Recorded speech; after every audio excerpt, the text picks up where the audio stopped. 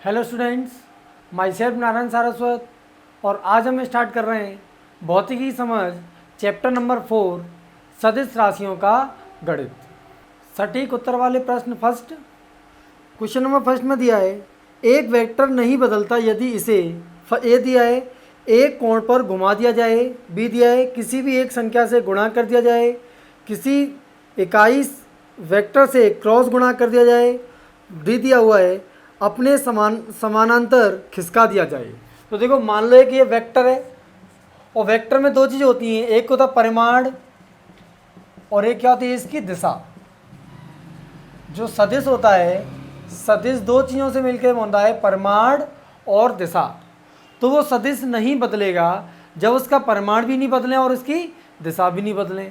अब देखो A option में दिया है एक कोण से घुमा दिया जाए, जब इसको यहाँ से घुमा दिया जाएगा तो इसका दिशा बदल जाएगी तो सदिश बदल जाएगा। बी ऑप्शन में दिया है यदि किसी एक संख्या से गुणा कर दिया जाए, तो किसी संख्या से गुणा कर देंगे तो इसका परिमाण बदल जाएगा।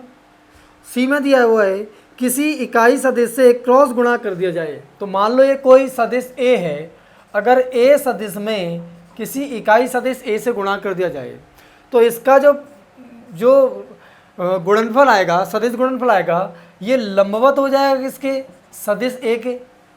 तो ये तो सदिश ए की दिशा में नहीं हुआ, ए क्रॉस एन सदिश ए की दिशा में नहीं हुआ, तो भी ए क्रॉस एन और ए के अलग अलग हो गए।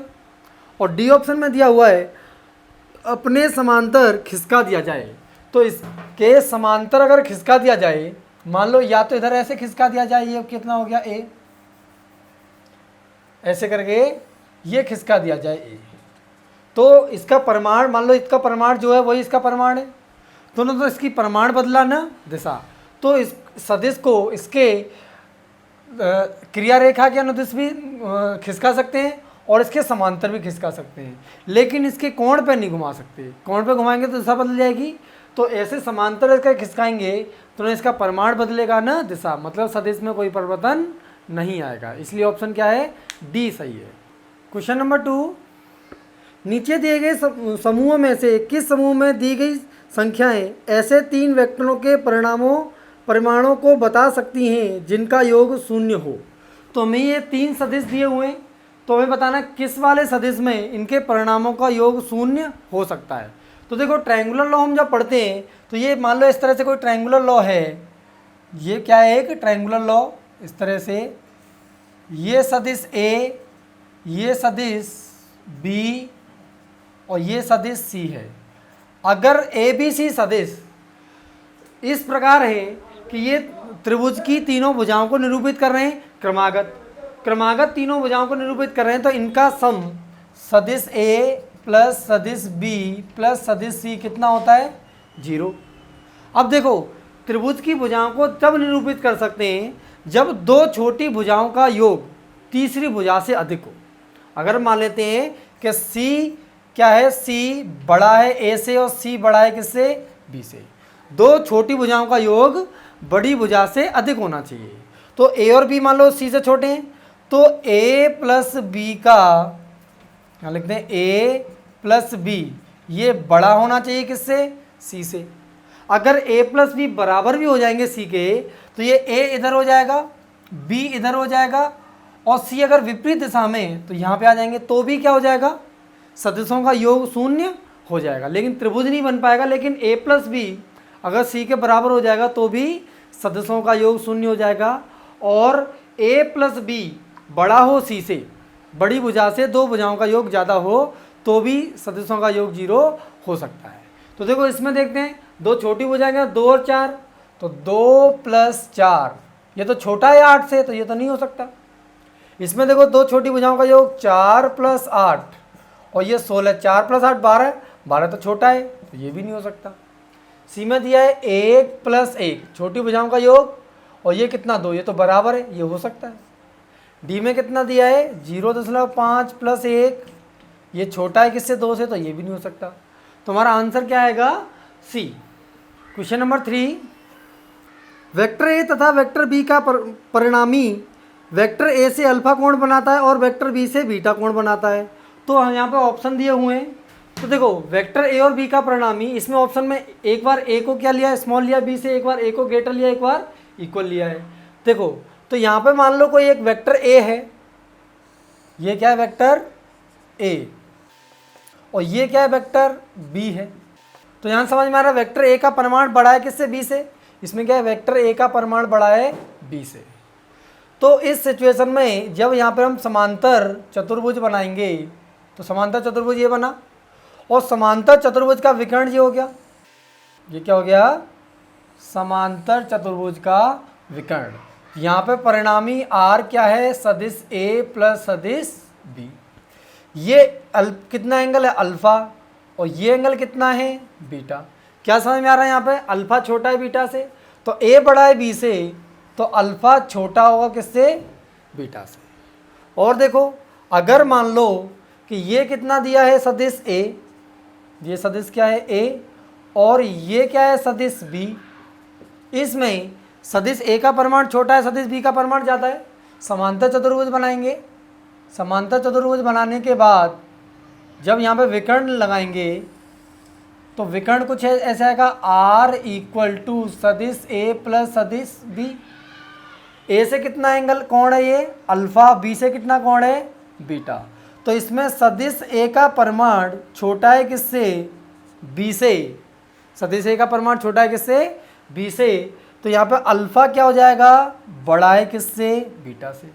अब देखो कौन सा ऑप्शन मैच कर रहा है, ए बड़ा है बी से, तो अल्फा छोटा बीटा से, ये सी ऑप्शन करेक्ट लग रहा है। क्वेश्चन नंबर 4, किसी वेक्टर के किसी दिशा के घटक का परिमाण सदा ए दिया है, वेक्टर के परिमाण से कम होता है, अधिक होता है, बराबर होता है, कम या बराबर हो सकता है। तो देखो यहाँ पर हम वेक्टर के घटक कर लेते हैं।